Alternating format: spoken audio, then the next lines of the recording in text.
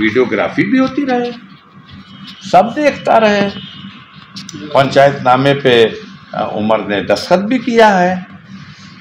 लेकिन जो बात है वो ये है कि एम्स के डॉक्टर आते तो वो अपने परीक्षण में उन तमाम बारीकियों को देख लेते जो उस बॉडी में उन्हें यह सिम्टम दिखाई देते कि इस व्यक्ति की स्वाभाविक मौत नहीं है, हमको भी संतोष हो जाता। अखिलेश यादव कितनी देर तक आपके परिवार के साथ रहे? नहीं, माननीय अखिलेश यादव जी जब आए तो परिजनों के साथ बैठे। हमारे परिवार की सभी सदस्य भी थे, महिलाएं भी थी, और हम सब लोगों ने अपनी पीड़ा को, अपने दुख को उनके सामने बताया भी, व्यक्त भी किया। वो खुद भी जानते हैं बहुत सी चीज़ें थी। उन्होंने कहा तो हमने आपसे उसी दिन ही उन्होंने शोक व्यक्त किया था घटना के तुरंत बाद। अब अगर उन्होंने कोई मांग की है सुप्रीम कोर्ट के जज से, सिटिंग जज से, तो ये वेलकम करने योग्य उनकी मांग है। अफजल भाई, जैसे राष्ट्रीय अध्यक्ष जी आए थे, इसका एक राजनीतिक संदेश भी गया समाज में, वो क्या लगता है पॉजिटिव रहेगा? या हमने आपको भी बताया, फिर बता रहा हूं कि भारत में लोकतंत्र है और लोकतंत्र की व्यवस्था में राजनीतिक दल, और वो भी उत्तर प्रदेश के प्लेटफॉर्म पर समाजवादी पार्टी और उसके राष्ट्रीय अध्यक्ष, तो अब इसको जिस चश्मे से जो देखे, उनका कहीं आना जाना एक राष्ट्रीय अध्यक्ष का उत्तर प्रदेश में तो माने रखता है। और आपको पता है कि हमारे भतीजे हैं मन्नू अंसारी साहब, वो समाजवादी पार्टी के ही विधायक हैं। हम स्वयं गाजीपुर लोकसभा सीट पर माननीय अखिलेश यादव जी ने समाजवादी पार्टी की सूची में अपने कैंडिडेट की हैसियत से चुनाव लड़ाने का हम पर भरोसा किया, हमारा नाम दिया है उसमें। उनके आने से बल मिला। भाई ये कैसे, एक तो स्वाभाविक बात है जब उस कोई मुखिया और अपने उस परिवार से, पार्टी भी एक परिवार है, उस परिवार से जुड़ा हुआ कोई व्यक्ति पीड़ित है, दुखी है, और उसके पास वो जाता है, उसे सांत्वना देता है, तो ये तो स्वाभाविक है कि उसको उनके आने से काफ़ी राहत मिली होगी, हिम्मत मिली होगी। बाहर चर्चा है कि असदुद्दीन ओवैसी साहब आए इसलिए अखिलेश यादव को आना पड़ा। अब बाहर की चर्चाओं को तो हम नहीं जानते। हमने आपकी चर्चा देखी थी कि असदुद्दीन ओवैसी साहब आए थे, अब्दाल साहब नहीं मिले। मैं बीमार था, बीमार अब भी हूँ। फ़र्क दोनों के आने में यही था कि एक बजे रात में आया था और एक बजे दिन में आया था। जो 1 बजे दिन में आया था उससे मेरी मुलाकात हुई, और जो 1 बजे रात में आया था, मैं कहा कि मैं बीमार हूँ, मुझ पर गम का पहाड़ टूटा है। और ये कमेंट सुशोभित नहीं करेगा। ये भी कहा गया कि आपके बड़े भाई सिबतुल्लाह साहब भी नहीं मिले। मैं आपको बताऊं कि मेरे बड़े भाई सोम सलात के पाबंद आदमी हैं। इस वर्ष 50वां वर्ष है उनका। जब रमज़ान के महीने में वो 30 रोज़ा भी रहते हैं, और अंतिम 10 दिन एतकाफ़ कहा जाता है। एक तरह की विशेष पूजा है, ये एक तरह की विशेष इबादत है। तो वो पिछले 50 वर्षों से एतकाफ़ में मस्जिद के अंदर समय गुजारते हैं, वहीं रहते हैं, वहीं रोज़ा रखते हैं, वहीं कुरान की तिलावत करते हैं, वहीं सोते हैं। उनका 24 घंटे का रूटीन 10 दिनों तक, ईद का चांद देखने के बाद ही वो घर लौटेंगे, चाहे कैसी भी परिस्थिति। आज अखिलेश यादव से उनकी मुलाकात उनकी नहीं हुई, न उस दिन हुई न आज हुई। वो पहले तो चले जाते थे मदीना में, मस्जिद नबवी में बरसों बरस एतकाफ़ में रहे। हर साल चले जाते थे, हर साल चले जाते थे। पहले मक्का शरीफ और हरम जिसे काबा कहते हैं, काबा में भी वो बरसों बरस रहे हैं एतकाफ़ में, वो 10 दिन का समय इस साल यहाँ हैं और ये वर्ष उनका 50वां वर्ष है एतकाफ़ में बैठने का। तो अब पूरी बात की जानकारी नहीं है, आधी खबर समाज के चलाई जा रही है। अब मैं 10 बजे रात में गोली खा लेता हूँ, इन हालातों में भी 11 बजते बजते सो जाता हूँ, बीमार हूँ और इस दुख का पहाड़ जब से टूटा है रातों को नींद नहीं आती, दवाएं खा के सोनी पड़ती। अंतिम सवाल है कि मुख्तार अंसारी की जिस तरह से मौत हुई है, इसका फायदा होगा आपको या नुकसान? अभी सब आप लोग घटाइए बढ़ाइए। मुख्तार अंसारी की मौत हुई है, आपका जो लाइसेंस दिया हुआ था, मुख्तार अंसारी माफिया है, उस लाइसेंस का जनता रिन्यूअल कर रही है कि उस लाइसेंस को जनता खारिज कर रही है। हमारा कहना है कि भारतीय मीडिया को समीक्षा करनी चाहिए अपनी रिपोर्टिंग पर, जिसने दसियों साल से मुख्तार का सिर्फ एक पक्षीय माफिया माफिया माफिया माफिया और हमेशा ये कहा कि इतना मुकदमा जितना उसकी उम्र नहीं, कभी नहीं पूछा या कभी नहीं सोचा या कभी नहीं इसकी समीक्षा किया। अब वो मर चुका है, अब तो समीक्षा कर लो, प्रायश्चित हो जाएगा। ये समीक्षा कर लो, 25 अक्टूबर 2005 को मुख्तार जेल गए थे और जिस मुकदमे में जेल गए थे वो मुकदमा छूट चुका है। अब बताओ, इस 18.5 साल के पीरियड में मुख्तार के खिलाफ, अगर हमारे पास गिनती नहीं, आपके पास होगी, 40 है, 50 है, 60 है, 65 है, 70 है, जितने मुकदमे हैं उसमें 95% ऐसे मुकदमे नहीं होंगे जो मुख्तार जेल में है और ज़बरदस्ती शासन प्रशासन और सरकार उसके खिलाफ झूठा मुकदमा लिखाई हो। एक तरफ जेल में है आदमी और एक तरफ क्राइम भी कर रहा आदमी, तो या तो अपने मुंह पे ये शासन सरकार अपने मुंह पे कालिख और चूना पोत ले कि हमारे काबू में नहीं है ये व्यवस्था, जेल में भी रह के कोई क्राइम कर रहा है, और या अगर बहुत कानून व्यवस्था दुरुस्त है तो ये कैसे कि अगर 70 है तो 65 होगा, जेल में है वो और झूठा मुकदमा लिखा गया है, फर्जी मुकदमा लिखा गया है। आप इसकी समीक्षा कर लो, अगली बार जब हम बैठें तो आप हमसे कहना कि आप तो अफजाल साहब ऐसे कहे थे, हमने तो समीक्षा कर लिया, गलत है। ऐसा भी हो सकता है कि 99% वही मुकदमा हो जो जेल में जाने के बाद झूठा लिखा गया। कभी समीक्षा करिए, जिससे आपका मुकदमा बाजी है उसका बयान लेंगे। जिसने आरोप ही लगाया है कि मेरे पिता की हत्या, मेरे पति की हत्या में मुख्तार अंसारी का हाथ था, उससे बयान लेंगे। मुख्तार क्या है, वो कहेगा माफिया, नहीं तो और क्या कहेगा।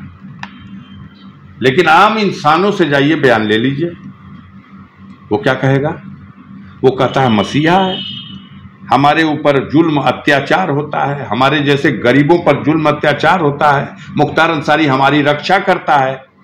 और ये सामंतवादी आतताई जो गरीबों पर जुल्म ढाने वाले लोग हैं, ये लोग मुख्तार अंसारी को माफिया कहते हैं, क्योंकि ये मुख्तार से डरते हैं, वो उनका मुकाबला करता है। तो मुख्तार रहे नहीं, एक समीक्षा करिए, समीक्षा करके अगर आपकी रिपोर्टिंग गलत है तो उसका प्रायश्चित करिए। आपने उसको माफिया माफिया माफिया कहा, आप ही चले जाओ, उन परिवारों को छोड़ दो जो सीधे मुकदमा लड़ रहे हैं मुख्तार के खिलाफ। जिसका जिससे मुकदमा है वो क्या बोलेगा, बाकी 99 परिवार में घूम जाओ और देखो क्या लोग कहते हैं, उसके बारे में क्या कहते हैं। वो क्या थे, वो राजनीतिक व्यक्ति थे।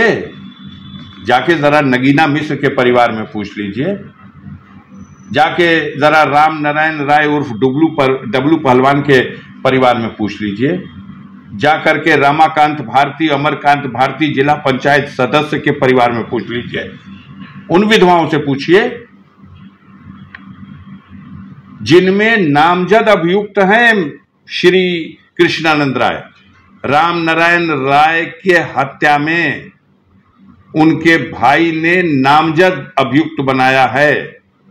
अमरकांत रमाकांत की हत्या में उनकी विधवा शिव दुलारी देवी ने नामजद अभियुक्त बनाया है। मत जाइएगा वहां पूछने, वहां उनको शंकराचार्य नहीं बताएंगे, लेकिन मुख्तार के लिए आप वहां जरूर जाइएगा पूछने। तो जो मुकदमा लड़ रहा, आप गलत रिपोर्टिंग करेंगे, आप कहेंगे कृष्णानंद राय वाले मामले में मुख्तार की 10 साल की सजा हो गई। कोई कृष्णानंद राय वाले मामले में मतलब अब आपसे हम मुकदमा तो नहीं लड़ना चाहते कि हम आपको नोटिस देने जाएं। कृष्णानंद राय वाले मामले में न्यायालय ने परीक्षण किया, दोषमुक्त किया, दोषमुक्त। गैंगस्टर के मामले में सजा हुई है, गैंगस्टर न्यायालय ने सजा दे दी, वो भी अपील में है। अभी एक खबर गाजीपुर से, कुछ तो लोग हैं जो खुद खबर नहीं लिख सकते, उनकी खबर कोई लिखता है, लिखवाता है, या तो बोल के लिखवाए या लिखवा करके दे दे, वो अपने नाम से लगा दे। तो एक खबर चलाई गई कि 3 तारीख को अफजाल अंसारी के अपील की सुनवाई हाई कोर्ट में होनी है। पूरी खबर तो संतुलित रही, अंतिम की 1.5 लाइन में लिखा गया कि अगर उसमें सजा बहाल कर दी जाएगी तो अफजाल अंसारी चुनाव नहीं लड़ेंगे। बस खबर उठ गई, इतना काफ़ी है। बहुत से लोगों ने पूछा, हमने कहा 3 को मेरा वकील खड़ा हुए थे, नाम बता दिया था। इलाहाबाद हाई कोर्ट के सीनियर वकील हैं गोपाल चतुर्वेदी साहब, कोर्ट से रिक्वेस्ट किए कि सुप्रीम कोर्ट का आदेश है, इसमें कन्विक्शन का आदेश निलंबित किया गया है सजा के अपील के निस्तारण होने तक। तो कोर्ट ने कहा है 30 जून तक निस्तारण हो जाए, तो हम लोग तैयार हैं बहस करने के लिए। उन्होंने कहा ठीक है, बात तो नहीं, लेकिन अगली डेट जो लग रही है, हम उम्मीद कर रहे हैं, हम भविष्यवाणी नहीं कर रहे हैं। आज 7 हो गई, हो सकता है 10, 11, 12 तक फिर लग जाएगी। और इसमें कोई बहुत बड़ा ट्रायल नहीं होना है कि गवाह जा रहे हैं और जीरा हो रही है। इसमें जो फाइल है वो पहुंच चुकी है। 1 या 2 दिन मेरा वकील बहस करेगा, 1 या 2 दिन उनका वकील बहस करेगा, और जो कानून कहेगा वो सामने आ जाएगा।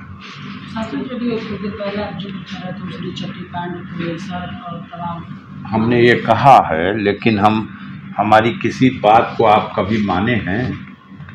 हम गाजीपुर पत्रकार एसोसिएशन से सीनियर पत्रकार शशिकांत जी से, बीनू सिंह जी से, आलोक जी से हम सबसे निवेदन करेंगे, गुजारिश करेंगे, सच की पड़ताल के लिए आप उसरी चट्टी पे जाइए और सच की पड़ताल कर लीजिए बस। और जो सच हो उसको जनता के सामने बता दीजिए, क्योंकि घटना तो एक ही बार हुई है 15 जुलाई को, और उस घटना की कहानी 2 बन गई। एक कहानी जो 15 जुलाई को बताई गई और रजिस्टर्ड की गई, और दूसरी कहानी जो 22 साल बाद 2023 में बताई गई है। मतलब पड़ताल तो करिए, आप तो पड़ताल कर लेते हो। वहाँ तो आम जनता से आप पूछ सकते हैं। अभी बहुत से मर मिलाने के बाद भी 20-22 साल बाद लोग वहाँ हैं, क्योंकि ये मामला आपको हल्का लग रहा होगा, कितना खतरनाक है। अगर ये परंपरा बनी रह गई तो कब किस पर ये तरीका अख्तियार किया जाएगा। 22 साल बाद की कहानी सच है, और 22 साल पहले जो कहानी आई वो गलत थी। लेकिन इसमें चूंकि एक पक्ष से ब्रजेश सिंह को सरकार खड़ी है बचाने के लिए, त्रिभुवन सिंह को बचाने के लिए, भले ही सरकार की साख को दांव पे लगा करके और मुख्तार अंसारी की हत्या करा दी जाए, तो बात और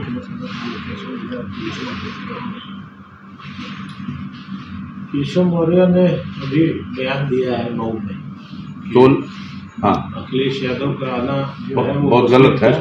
16 मुकदमा केशव मौर्य पे रहा है। 16 मुकदमे के मुलजिम है, 302 के भी मुलजिम है, खुद माफिया हैं और विधायक का चुनाव भी हार गए। और वो बेशर्म लोग हैं कि हारने के बाद भी पद स्वीकार है, और ऐसे लोग लंबी लंबी बात करते हैं तो क्या करना।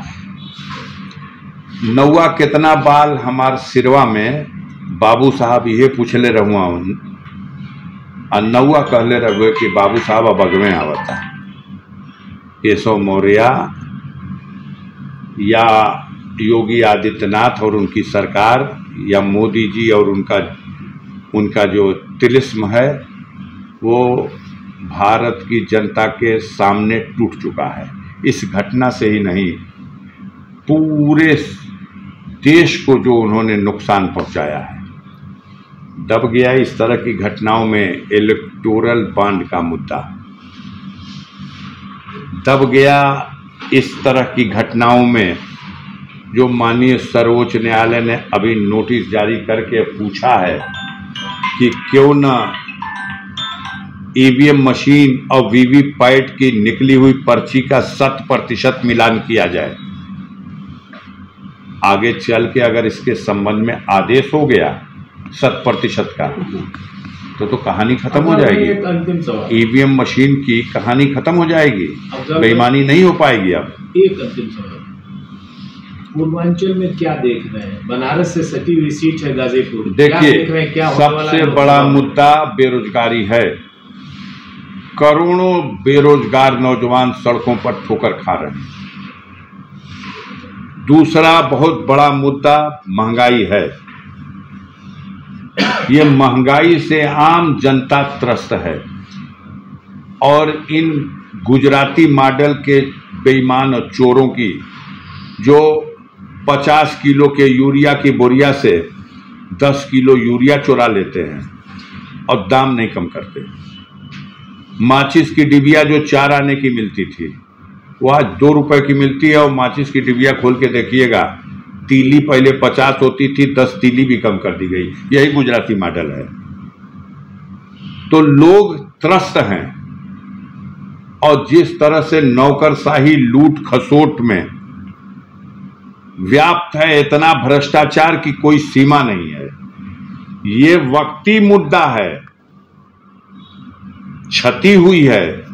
मुख्तार अंसारी की मौत हमारे परिवार के लिए या लाखों गरीबों के लिए बड़ी क्षति है, लेकिन इस क्षति से बड़ी क्षति है कि देश के लोकतंत्र को क्षति पहुंचने वाली है। देश में संविधान को क्षति पहुंचाने की साजिश हो रही है।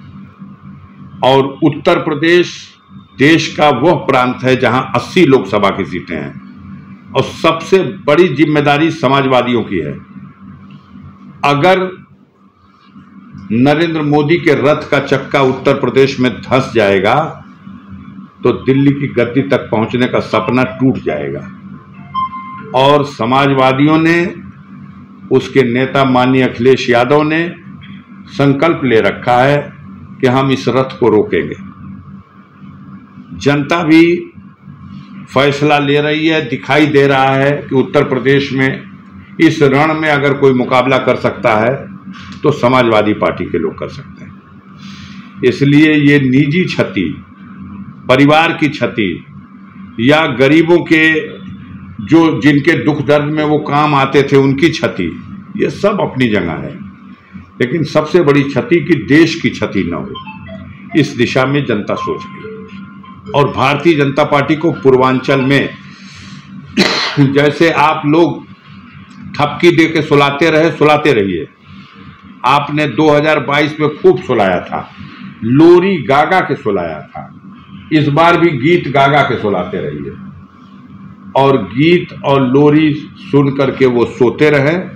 फिर भी पता चलेगा उत्तर प्रदेश के पूर्वांचल में, पूर्वांचल की जनता मिजाज बना चुकी है भारतीय जनता पार्टी को एक एक सीट निकालने में तारा नजर आ जाएगा। 80 में कितनी सीट आप ये ज्योतिष शास्त्र सिर्फ बीजेपी के लोग जानते हैं और मीडिया जानता है। 80 में 80 जीत रही हैं। हम तो कई बार गाजीपुर में आप लोगों को कहा था कि सारे देश का पूछ लिए, बता देंगे यूपी में 80 में 80, बल्कि एक तो एक्स्ट्रा देते थे, 81 बोनस दे दीजिए इनको, 81। उत्तर प्रदेश में तारा नजर आ जाएगा। उत्तर प्रदेश में रथ रोकेंगे आप लोग? रुक गया, जाके देख लीजिए, मुजफ्फरनगर को देख लीजिए। संजीव बालियान साहब इनके सबसे बड़े और ताकतवर नेता हैं जो मुजफ्फरनगर से चुनाव लड़ रहे हैं, जाट समाज के जब से मजबूत नेता, और फंस गई सीट उनकी। नोट करिएगा, फिर चुनाव बाद बतियाइएगा। मुजफ्फरनगर की संजीव बालियान, और समर्थन है किसका? जयंत चौधरी का। उसके बाद भी सीट फंस गई। अब पूछिए कैसे फंस गई? इस तरह फंस गई कि जो किसान हैं वो कहते हैं कि मौका अच्छा आ गया है, हम लोग चौधरी साहब को इसने हराया था, उस बेईमानी से हराया था, उसका बदला लेंगे। पता करिए जरा सा। आज आपके आज तक वालों की टीम तो सारे हिंदुस्तान में है, खाली खैरियत पूछ लीजिए उनकी। उनका तो बिल्कुल चुनाव सवाब पे चढ़ा हुआ है। मुझे जो वहां से रिपोर्ट देने वाले हमारे साथी हैं, कोई और नहीं है, मीडिया के साथी हैं, उन्हीं से पूछा, और रोज अब उसको पूछता हूं, एक बार दो बार। मुझे तो रिपोर्ट मिल रही है कि अपनी सीट का क्या हाल बताएंगे? हमारी सीट पे कोई लड़वैया ना है। आपसे लड़ना है तो क्या लड़ें? आज की डेट में तो गाजीपुर के मीडिया वाले लोग हमसे लड़ रहे हैं। कोई भाजपा का नेता लड़ रहा हो तो बताइए। अब शिव कुमार कुशवाहा से लड़ें, उन्हीं को कैंडिडेट मान लें तो बात हो गई। उन्होंने नंबर दे दिया है कि सबसे खराब सांसद, तो अब उन्हीं से लड़ें। हम थोड़ी कहने जाएंगे कि सबसे खराब पत्रकार है, हम तो उसको मानेंगे कि वरिष्ठ और जानदार पत्रकार। एक सवाल लखनऊ में हमारी पार्टी के मुख्यालय पर पोस्टर लगाया गया था कि मुख्तार अंसारी की शोक संदेश। सुन गए, समझ गए आपकी बात, समझ गए आपकी बात सर, की अपील की गई सर, मेरे समझ गए सर आपकी बात। मैं मीडिया के माध्यम से, अच्छा सवाल है आपका, मैं मीडिया के नाम से इसको स्पष्ट करना चाहता हूं कि ईद का त्योहार, ईद का पर्व, यह रमजान के महीने में जो लोग इबादत करते हैं, रोजा रखते हैं, या किसी तरह की तिलावत करते हैं, जिक्र करते हैं, तहज्जुद पढ़ते हैं, तकवा करते हैं, जितनी भी इबादत उनकी हुई, उस सब की इबादत का इनाम मिलता है ईद के दिन। वो रब्बुल इज्जत आपकी इबादत कबूल करता है और आपको इनाम देता है। तो हम समझते हैं और यही मुनासिब है कि ईद के दिन को इस गम के दिन से न जोड़ा जाए।